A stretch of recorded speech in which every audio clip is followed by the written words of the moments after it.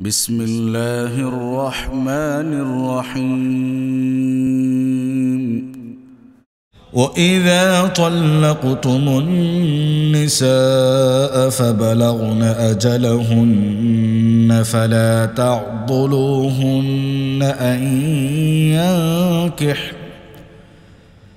أن ينكحن أزواجهن إذا تراضوا بينهم بالمعروف، ذلك يوعظ به من كان منكم يؤمن بالله واليوم الآخر، ذلكم أزكى لكم وأطهر، والله يعلم وأنتم لا تعلمون. والوالدات يرضعن أولادهن حولين كاملين لمن أراد أن يتم الرضاعة، وعلى المولود له رزقهن وكسوتهن بالمعروف، لا تكلف نفس إلا وسعها، لا تضار والدة بولدها ولا مولود له بولده، وعلى الوارث مثل ذلك، فإن أرادا فصالا عن تراض منهما وتشاور فلا جناح عليهما. وإن أردتم أن تسترضعوا أولادكم فلا جناح عليكم إذا سلمتم ما آتيتم بالمعروف، واتقوا الله واعلموا أن الله بما تعملون بصير. والذين يتوفون منكم ويذرون أزواجا يتربصن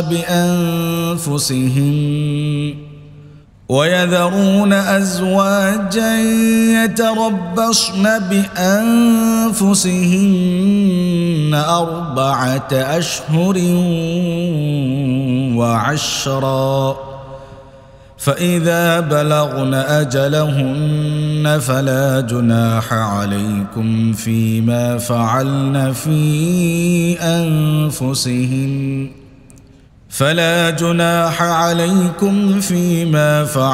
في أنفسهن بالمعروف، والله بما تعملون خبير.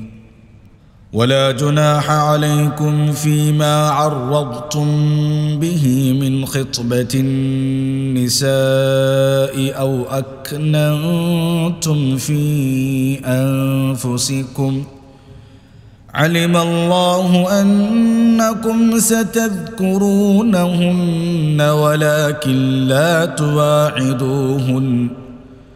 ولكن لا تواعدوهن سرا إلا أن تقولوا قولا معروفا، ولا تعزموا عقدة النكاح حتى يبلغ الكتاب أجله، واعلموا أن الله يعلم ما في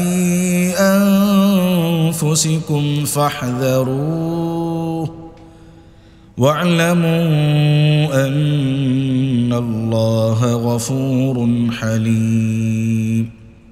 لا جناح عليكم إن طلقتم النساء ما لم تمسوهن أو تفرضوا لهن فريضة، ومتعوهن على الموسع قدره وعلى المقتر قدره، متاعا بالمعروف حقا على المحسنين.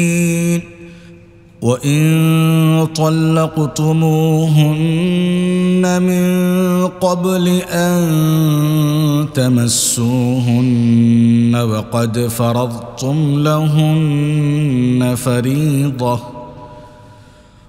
فرضتم لهن فريضة فنصف ما فرضتم إلا أن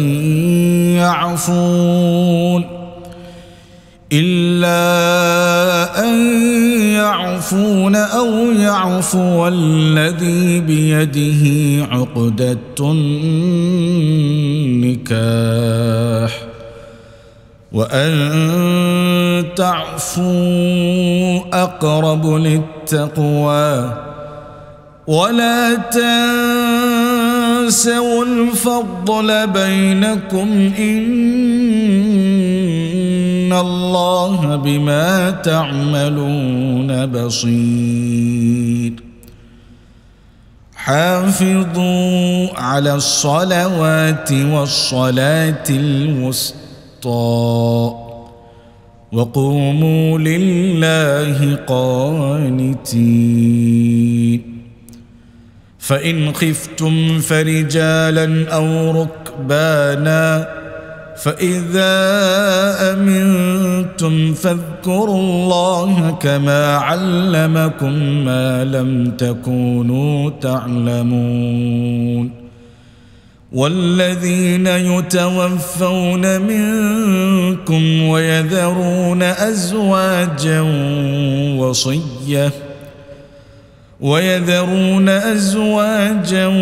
وصية لأزواجهم متاعا إلى الحول غير إخراج، فإن خرجن فلا جناح عليكم فيما فعلن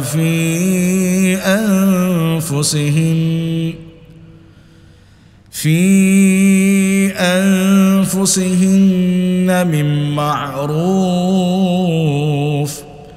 والله عزيز حكيم. وللمطلقات متاع بالمعروف حقا على المتقين. كذلك يبين الله لكم آياته لعلكم تعقلون. ألم تر إلى الذين خرجوا من ديارهم وهم ألوف حذر الموت فقال لهم الله موتوا ثم أحياهم إن الله لذو فضل على الناس ولكن أكثر الناس لا يشكرون. وقاتلوا في سبيل الله واعلموا أن الله سميع عليم.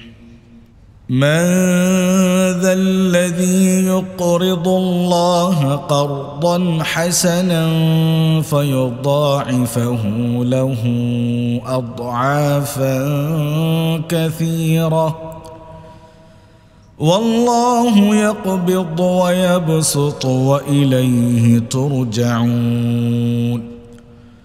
ألم تر إلى الملأ من بني إسرائيل من بعد موسى إذ قالوا لنبي لهم ابعث لنا ملكا نقاتل في سبيل الله قال هل عسيتم إن كتب عليكم القتال ألا تقاتلوا قالوا وما لنا ألا نقاتل في سبيل الله وقد أخرجنا من ديارنا وأبنائنا فلما كتب عليهم القتال تولوا إلا قليلا منهم والله عليم بالظالمين. وقال لهم نبيهم إن الله قد بعث لكم طالوت ملكا. قالوا أنى يكون له الملك علينا ونحن أحق بالملك منه ولم يؤت سعة من المال. قال إن الله اصطفاه عليكم وزاده بسطة في العلم والجسم والله يؤتي ملكه من يشاء والله واسع عليم. وقال لهم نبيهم إن آية ملكه أن يأتيكم التابوت فيه سكينة من ربكم وبقية مما ترك آل موسى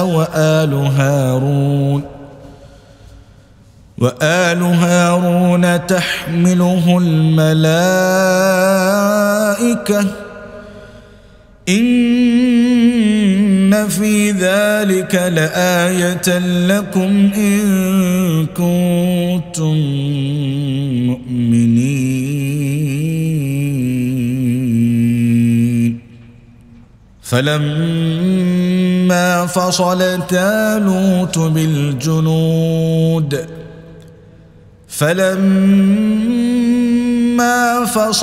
طالوت بالجنود قال إن الله مبتليكم بنهر فمن شرب منه فليس مني ومن لم يطعمه فإنه مني إلا من اغترف غرفة بيده فشربوا منه إلا قليلا منهم. فلما جاوزه هو والذين آمنوا معه قالوا لا طاقة لنا اليوم بجالوت وجنوده. قال الذين يظنون أنهم ملاقو الله كم من فئة قليلة غلبت فئة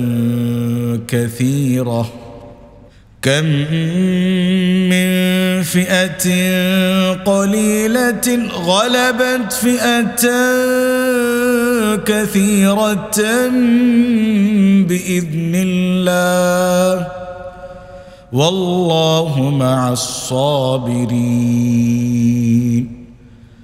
ولما برزوا لجالوت وجنوده قالوا ربنا أفرغ علينا صبرا وثبت أقدامنا وانصرنا على القوم الكافرين. فهزموهم بإذن الله وقتل داود جالوت وآتاه الله الملك